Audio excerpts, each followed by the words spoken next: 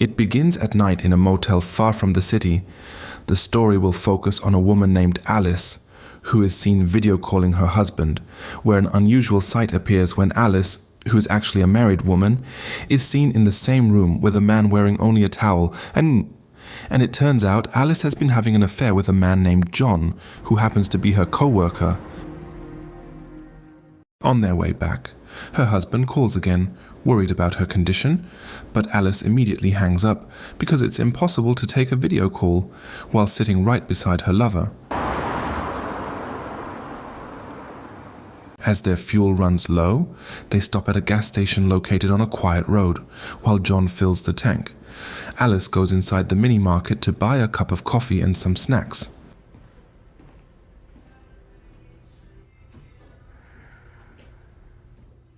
That's when John notices a billboard that reads, "God is nowhere." John feels relieved, because if that sign were true, his affair with another man's wife would never be known, not even by God himself. Meanwhile, Alice keeps looking for something to buy, but then she starts to sense something strange when she realizes she can't hear or see the shopkeeper. John, who has finished refueling, waits in the car listening to music, while Alice, standing near the cashier, is shocked to find bloodstains on the counter as she tries to return to the car. Suddenly,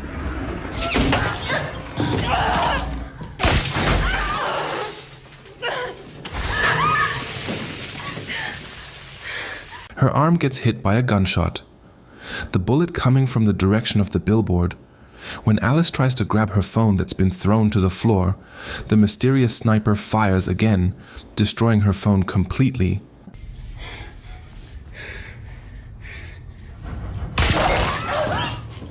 Through the CCTV monitor, Alice spots the back door, thinking maybe it could be a safe place to hide. But soon she hears a voice from a walkie-talkie, calling for someone named Amelia, the missing shopkeeper. So Alice tries to grab the walkie-talkie, and since the sniper is still watching, she distracts him by throwing a pack of Cheetos. Where are you? At outside, John is shocked to find the gas tank empty again. When he checks, he discovers a bullet hole. Realizing Alice hasn't returned yet, John decides to go into the store. But the moment he steps inside, the sniper shoots him dead. Alice? John? What's going on? The walkie-talkie falls, and Alice tries to pull it closer using a mop handle. The man on the radio turns out to be the shopkeeper's husband. Alice explains her situation, begging him to call the police immediately. I need you to call the cops, okay? Hello, 911? Feeling a bit relieved, she's told the police will arrive in 15 minutes, but suddenly she realizes the man she's been talking to isn't the husband, but the sniper himself. You know the man who got shot? It's my colleague. 'Cause that blew his head off. Fine. With the battery, Alice turns off the lights, but it didn't work. And then, to make it harder for the sniper to aim, she pushes shelves for cover, and she made it.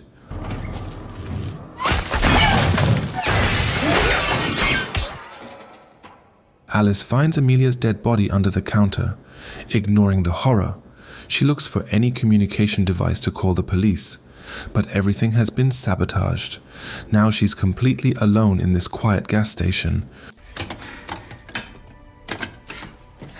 Refusing to give up, she approaches John's body to grab his car keys and triggers the car alarm, hoping it will attract attention from passing drivers, but the sniper shoots the car engine.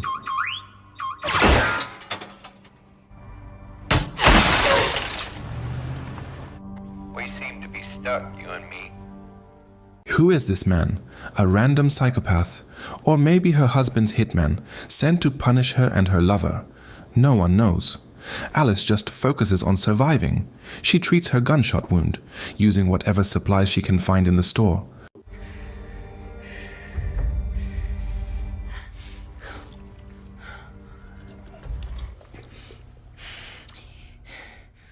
With a broken mirror, she She checks where the sniper is hiding. At that same moment, a man enters the gas station calling out for Amelia. Alice warns him to duck, but he jumps forward to check Amelia's body. His name is Doug, claiming to be Amelia's co-worker, covering her night shift, but Alice grows suspicious. The sniper suddenly goes silent after Doug arrives. Maybe Doug is the sniper. We called the police. They're on their way. Did you hear what I said? Not feeling guilty about the accusation, Doug tried to defend himself, saying that he really had no idea about what was going on. And judging from his facial expression, Doug looked truly convincing, which made Alice confused, kind of torn between believing him or not. You don't believe me? To make sure of her suspicion, Alice asked Doug to show his phone. If he wasn't the one who did it, Alice told him to call 911 right away. But Doug said that his phone was left in the car, so Alice told him to go outside and get it. If he really wasn't the one behind all this. I see it. My phone. You can use the car as a shield. Alice actually felt a bit hesitant to force Doug to do it, because if her suspicion turned out to be wrong, it would be really cruel. She'd be putting someone else in danger just for her own safety. But since there was no other way, Alice still insisted that Doug go outside and get his phone from the car.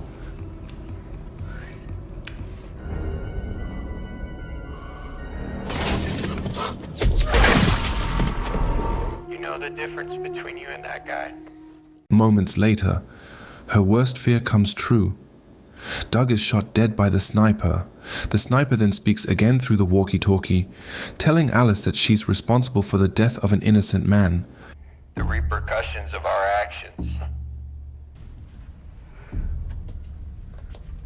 He begins asking her personal questions about her affair with John, about her lies to her husband. Wanting to know everything, Alice keeps answering, trying to buy time while searching for a way out. Eventually, she finds a box of store uniforms belonging to someone named Henry, a recently fired employee. She also finds a photo of him holding a rifle and a book titled The Camp of Design, a novel about lies, propaganda, and racism. From that, Alice concludes the sniper who hunting her is Henry, the fired shop clerk.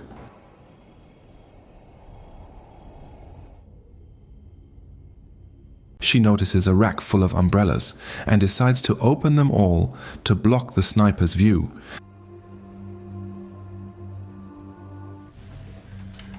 Fucking helpless.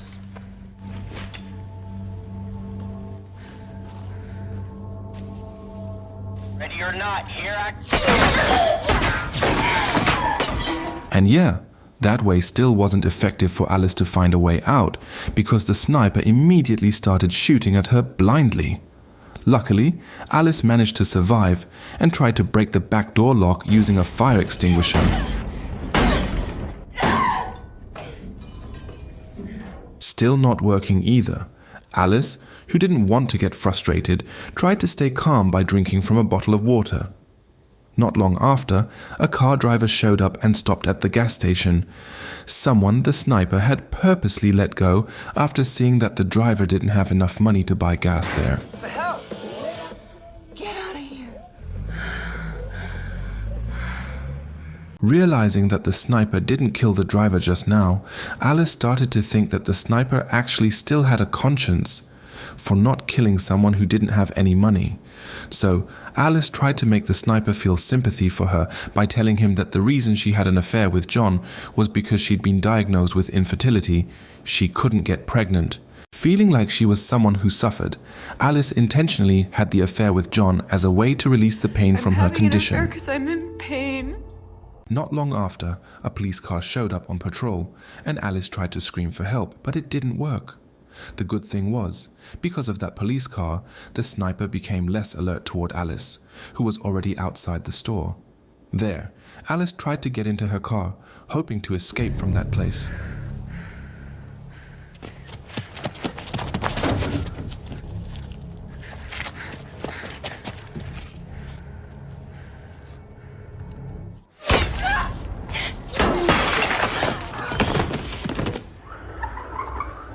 And yeah, Alice ended up getting a new gunshot wound on her thigh, where she crawled toward the cash register to take cover and even passed out for a few seconds before finally waking up to the sound of the sniper's walkie-talkie.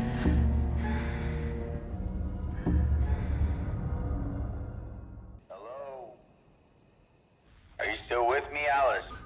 It's becoming unbearable, isn't it? Under the cashier's desk, Alice managed to find a first aid kit to treat her wound, and also accidentally found a serrated blade, which she immediately used to cut the lock on the back door.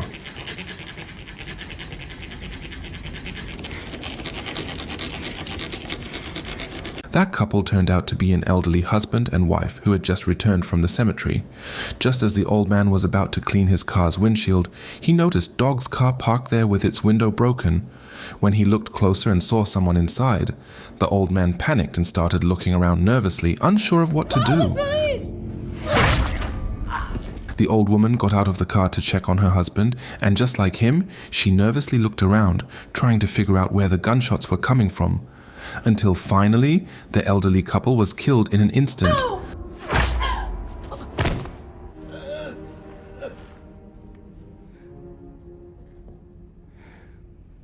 That's the kind of sentimental crap that will die off with that generation. Unexpectedly, there was still a little girl inside the car who turned out to be the granddaughter of the elderly couple. The child got out of the car, trying to wake her grandparents up. At this point, the sniper once again showed another side of himself by not immediately killing the girl. Seeing this, Alice quickly wrote a message, telling the little girl to get back inside the car. A serious conversation took place between Alice and the sniper about her decision to help the little girl.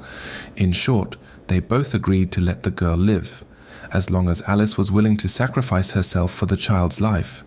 So, Alice once again wrote a message, telling the girl to run toward the main road and wait there until a passing driver came to help her. Just as the girl started walking, she suddenly stopped and looked back at Alice, then began walking into the store. In the end, the deal was off, and the sniper decided to come out from his hiding spot.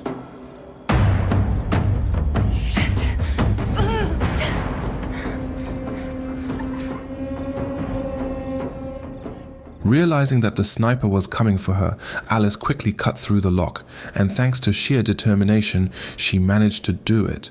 But once inside, there was no other way out, leaving her and the little girl trapped inside the room.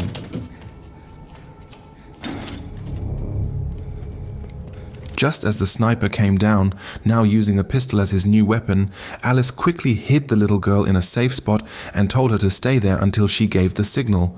At that moment, Alice, who had completely lost it, decided to fight back, using whatever tools she could find in the room.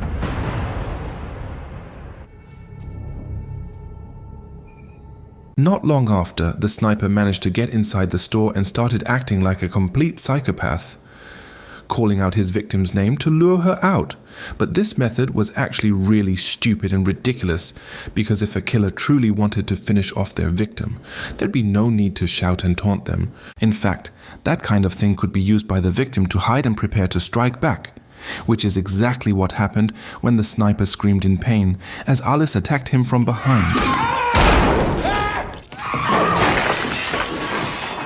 A fierce fight broke out between Alice and the sniper, where Alice almost managed to pull off the sniper's mask. But since their strength was nowhere near equal, Alice ended up getting shot in the stomach, collapsing helplessly to the ground.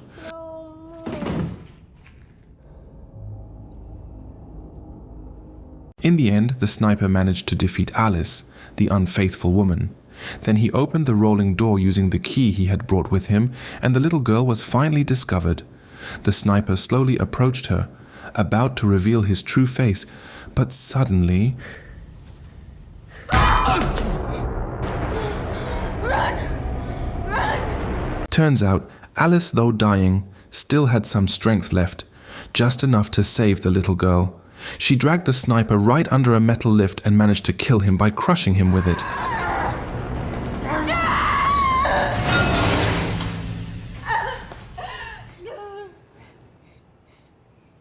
Just as the sun began to rise, Alice finally died right beside the sniper's body, while the little girl became the only survivor, besides the cameraman. And in the end, the unfaithful woman finally received the punishment she deserved for the wrongs she had done.